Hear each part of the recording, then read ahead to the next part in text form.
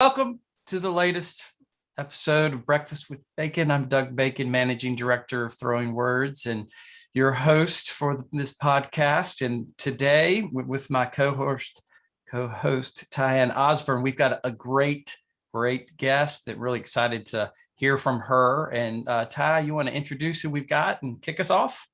I do, Doug. Thank you so much. So I'm super excited, everyone, to welcome my longtime friend, Yolanda Owens. Welcome, Yolanda. Thank you. Looking forward to this time with y'all. Oh, me too. We have been dying to get you on the podcast for quite some time. And Yolanda, you and I have known each other for a long time, obviously, since we were both 12. We first met when we worked together at Dell. And like we were talking about earlier, when you came in to interview and had to interview with 10,000 people that day, you and I met and have stayed friends ever since. And so just wanted to give everyone a sense of your top 5 themes for today. And we're dealing with connectedness, relator, maximizer, positivity, and belief, with a heavy dose of responsibility, arranger, futuristic, learner, and self-assurance thrown in to round out the top 10. And so, which is a powerhouse set of themes. Doug's going to take us through a little bit more about what that means. But we really thought that you had a lot to add to the podcast, because our theme for this year has been about different moments of transition and how to really take those into moments of transformation, put all those together into real moments of transformation. And you certainly have had a number of those over the past year. So those are the themes we wanted to explore today. All right. Doug, you want to jump in with a question? Yeah, of course. Love the questions. Yes. So Yolanda, I know that one of the things that we've talked about, so you've got these, your strengths are great, of course, awesome. And there are a few combinations that I thought would be pretty interesting to kind of think about. So one is, leading with connectedness, right? So everything happens for a reason. There's a slender thread kind of that flows throughout. You pay attention to the periphery, but you've got connectedness plus belief, so that those core really guided by what you hold most true. And when you're able to act on those things, becomes even more motivating to see them through to completion. But also responsibility, so that commitment, right? That your word is your bond. And the three of those kind of at their best, just you can be this just force for transformation, for really kind of putting into action what you know to be true, and can be really kind of, while they're executing in relationship building, really become very influential. I mean, others can really get drawn into kind of what you believe and what you're doing.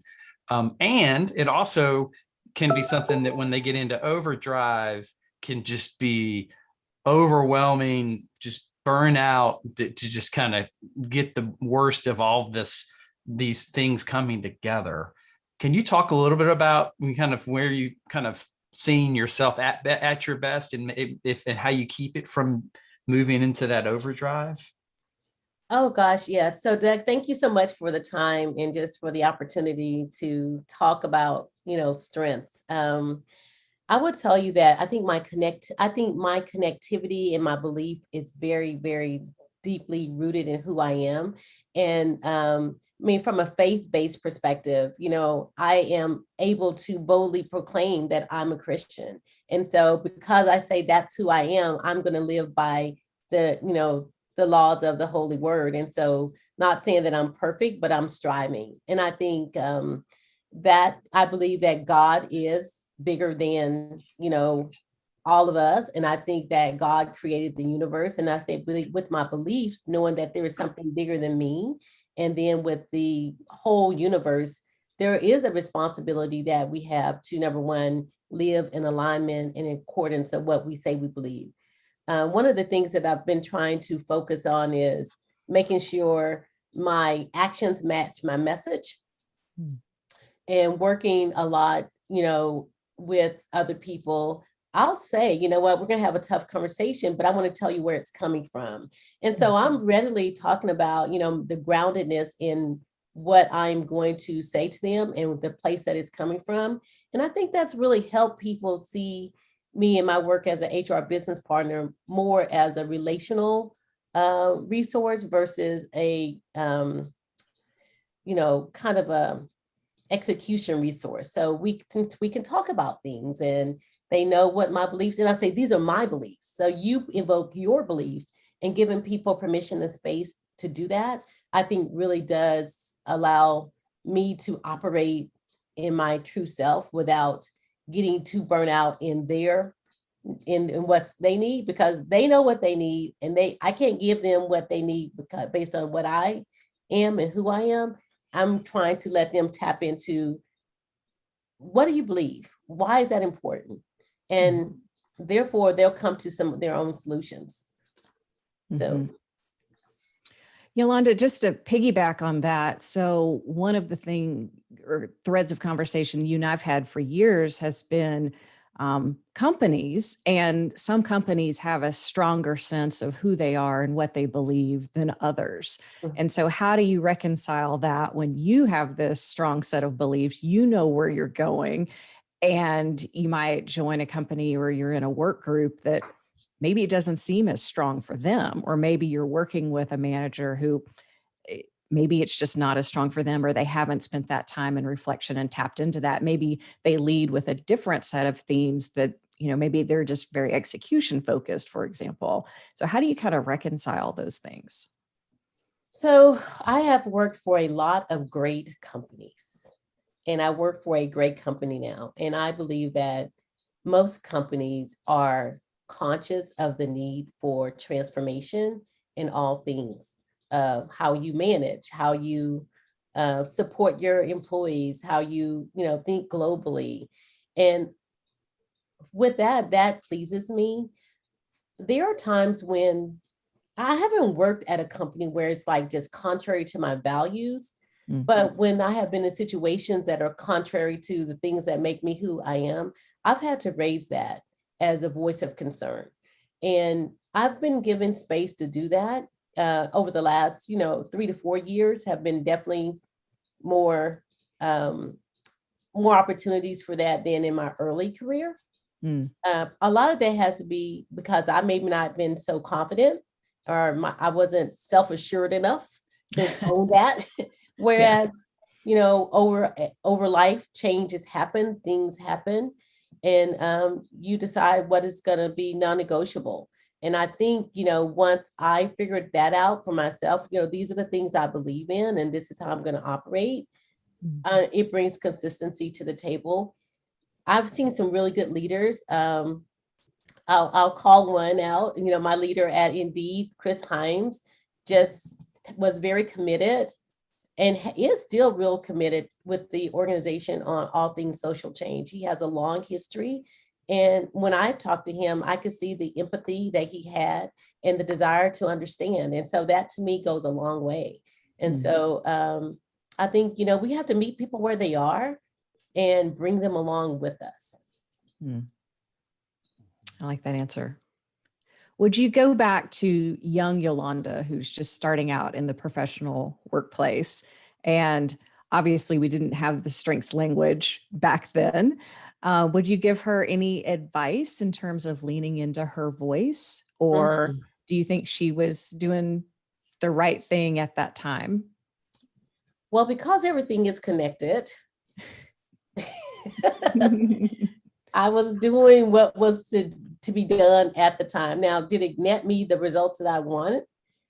Maybe not, but I also have grown in my belief that I don't always get what I want. I believe that I'm going to get what is prepared for me. So therefore, I know that's like all big and theological, but no, seriously, there were some things that I would do. I cared way too much. And I actually had a leader tell me that basically I needed to increase my don't give up factor, fill in the blank. But I care because I was trying to get approval, and I was trying to get, recognition, and I was trying to grow my career. And I was watching how other people were doing it, but that didn't work for me. And so I would tell my younger self, stay on the course, be patient from a time perspective, but you have to know when it's time. So listen to the voices and the experiences that say, you know what, now might be time. But you're not going to force people to do anything. I have learned that. And so I think I would say to younger self, you cannot push them into a decision. When they decide, that's when it's going to happen. All you have to do is be ready for the opportunity when it is made available to you. I could see that. And I can see too, just because I know you and the organizations you're involved in outside of work, maybe how those things also help provide that additional connectivity, community opportunity for impact that, you know, somebody young in their career might be looking for fulfillment 100% at work in, and then kind of realizing that's, you know, unlikely to be found 100% in any one place. And so kind of building a, you know, a multifaceted life. Yeah, I definitely believe that life is not work. Work enables life. You know what I mean? And I think my community of faith is huge for me. My affiliation with my Links Incorporated chapter, the Lone Star Texas chapter of Links Incorporated, totally focused on service. It's huge for me. Putting my children in organizations that allow them to have exposure and experiences and to see the world bigger than where we live, I think is really important. And so over the years, I've kind of watched the evolution of myself and lean into those other resources, and it's just not work related. Yeah, I can see that. Yeah. So Yolanda, you mentioned kind of growing from your experiences and touched on the you know, we talk about strengths, and we, you know, in our work, we, you know, so we talk about how our strengths show up in work. But the reality is our strengths show up everywhere we go. It's who we are every day. And so you learn from your experiences at work, but you also learn from your experiences in life. And I know that over the last 5 or so years, you've experienced a lot, both personally and professionally, that has kind of equipped you for this moment, if you will. Can you say a little bit about that experience? Yeah, so I'll say a very defining moment was 7 years ago on July the 3rd when my mother transitioned. And her passing was the most painful experience I've had, but it also gave me a ton of strength because watching my mother go through declining health through congestive heart failure, still trying to take care of everyone, being responsible for everyone else and not prioritizing herself really taught me a lot. And I think my sisters have also leaned into this as well. It's, you know, what she did not do that we should do is stop and give ourselves permission to take care of self. And so that has been really big. And so I think that's drawn me even more into my connectedness center. You know, like I engage with people and resources that are connected with the things that I believe. And, you know, I think there's a higher level of responsibility that I have because I know that the person that I'm paying homage to is, you know, my dear mother. And so I could hear her in my mind saying, we don't do that, you know, like there's expectations and standards. And it makes it easier for me to just settle in. And I'm not trying to make myself be something that I'm not. And so that's really helpful. But that's been a big one. And then, you know, we've had my son went to the Marines. So he first kid out of the house, not a big deal. Well, kind of, it's a big deal, but he was close. My daughter, she was our last little birdie to fly out of the nest. And that has been very, very impactful. My husband and I are having to like get to know each other again. We got to get reconnected, but which we're doing good, you know, trying to figure out who are we as adults without these children driving every conversation in. So that's been fun, but challenging at times. And then we got hit with COVID. And then in the middle of COVID, you know, we have the George Floyd, along with all of the other Black men that were getting shot down. And let me tell you, as a mother of a Black man, I was stressed and still am, like, God, please don't get stopped. Not do I believe both the police are bad. It's just, you just don't know what's going to happen. And so, all of these worries and anxiety, but I had to like back up and really lean into my belief system and just really trust that, I say that there's a greater power in the universe and it was going to take care of all things. So it's been really a year of transition, but I also feel like I'm transforming. And that transformative experience is, it's nice. I'm watching TV and writing down little notes of places I want to go when I see them on, TV.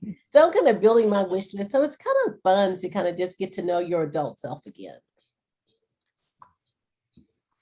Yeah, and interesting, as you talk about you kind of the different transitions and the transformational opportunity, and how kind of the way you've responded to those opportunities really is to lean into who you are at your best, to really lean into those strengths, to that paying it, the connectedness, the belief, just those strengths, and kind of I'm reminded of one of the things that we talk about in the work, which is two people can deliver the same outcome, but the way they're going to do it is through their strengths, and so it may look different. And so hearing how I just love that picture of you leaning, becoming more of who you are as you have these different experiences, and how that is kind of informed but shaped your belief and kind of your approach to these past few years. Well, I didn't want to be the represented Black woman in the room. I was a lot. And it gave me a voice of things that I normally wouldn't talk about. I have friends that are just like offended if people ask them anything. I'm like, ask me, I'm going to tell you, but then stop asking me because you need to go read this book I assigned you. So I do believe that, you get a voice in strange places, and then it just allows you to offer the outcome related conversation that is going to be positive. And so I really have leaned into that. Just even the fact that Tyann and I were having just a simple conversation one day that turned into something. It really made me know that words matter. And so I'm trying to make sure I'm responsible with the words that I use while I'm staying strong, and, strong in the sense of honest and truthful and forthright and vision focused, and just enjoying life. So I think I'm in a really nice spot right now. It's kind of nice. I like that. And Doug, I think what you said, that's so interesting, kind of leaning more and more into who you already are, and especially in these points of transition, and using that into transformation. Because, Yolanda, it's interesting sometimes, especially when children leave the house or some of these things happen, sometimes couples fall apart. Sometimes people fall apart when your identity is so wrapped up in, I'm so-and-so's mom. That's all I am. I put that in air quotes, when people don't have a sense of who they are as individuals, and it can be really disconcerting for people. And so that's has always been, to me, so admirable about you, is you've always seemed so strong in who you are as an individual. And that's so attractive. And what I tell my leaders that I coach, especially who have belief, is that it's so attractive to others. And especially when you're the leader with belief, it's so attractive to your followers, because other people really understand who you are and what you stand for. And it can be incredibly attractive, because not everybody has that. I thank you for that. And I will say, on the belief side, again, conversations that you're not supposed to have is kind of the belief thing, like, well, we really should. But I will say, I've grown to know how to balance that, right? because and I'll say, this is what and I think I've been very clear about that. Like, this is what I believe. Mm-hmm. And I'm going to encourage you to choose what you believe. And we don't have to believe the same thing. And I'm not going to try to change your mind. Mm-hmm. That to me is like the wrong direction and the wrong intention. Everyone is, it is what it is. Mm-hmm. Mm-hmm. So. And I love that about belief, because that's a great example of kind of belief at its best, which is we don't have to believe in the same thing. Mm-hmm. But we need to understand and be clear about what we do believe, and so kind of, we talked before we started recording about, understanding your why, and how in companies you see even the most well-intended leaders kind of putting things out there, aspirational goals for us. But when it's the executing of those plans falls to others, how important it is for those who are doing that implementation to understand for their own reasons for making that a reality, versus not just going off of what that leader believes, but helping them to understand, what is it that I believe, and how as an HR business partner, you are in a unique position to really help people get it and to connect with what it is that they believe, but not have the burden, not feeling a burden that you need to convince them to believe what you believe. But you do know that they need to understand what it is they believe, and how you can really help them. The reason that you're there, connectedness, is so that you can help them better understand what it is they believe, particularly in just kind of the times of the past year and a half. Yeah, that's a good point, Doug. And I think also one step further on what you believe. How does your belief? At the end of the day, we got to deliver, right? Mm-hmm. And so, how do you believe? How do you reconcile that beliefs don't actually necessarily mean that you're going to get what you want? And that is often the conversation. I know you would do it a different way. I know you think about this differently, but how do we find the balance? And I'm not asking you to reduce who you are, but I'm trying to make sure that organizationally we can align and make things happen. So while it is strong to be determined and just really rooted in who you are and what you believe, you also have to have a little bit of pliability in order to make sure that you can work in the environment that you're in. And so I don't forget that every now and then when I get really I believe this, okay, good. But now how do we make this work organizationally? And that to me is a balance of the activator, transformative, maximizer. You want it to, I think the believer shows up in the maximizer, like, this is the way to do it. Well, not really. The maximizer says we're just going to do it to our best. And how do we make sure we give them our best at the end of the day? So I think there's a lot of different experiences that end up in the, I believe, yeah, you do believe, but we also know that we are all here for a corporate mission in the workplace. So we need to figure out how to work that. Yeah. And as we start to, I know we're running up against our time on the podcast, and Ty, would love to tee you up to kind of just share what you're taking away from this as well. But one of the things that I'm just struck by from our conversation is just this idea that we become more of who we are, not becoming someone that we're not.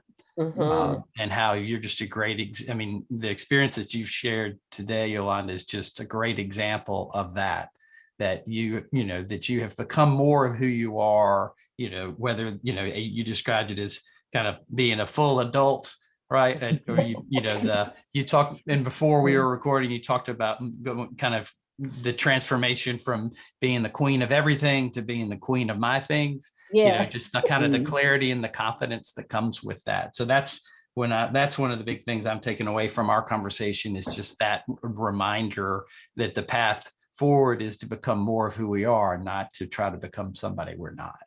Yeah, absolutely. So I figure there's only one path that I can take, and that's my path, and it could be straight or all over the place. And I kind of like the all over the place.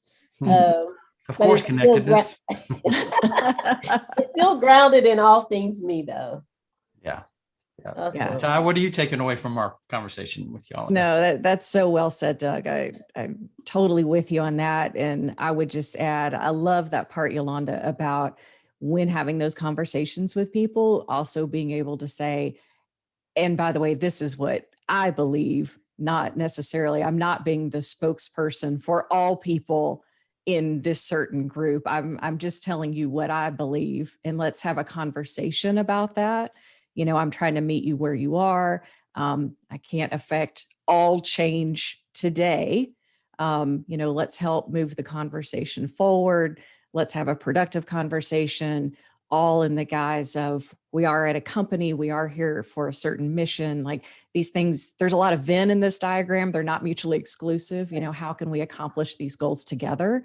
That's what I heard you saying. So I love hearing that. Better together.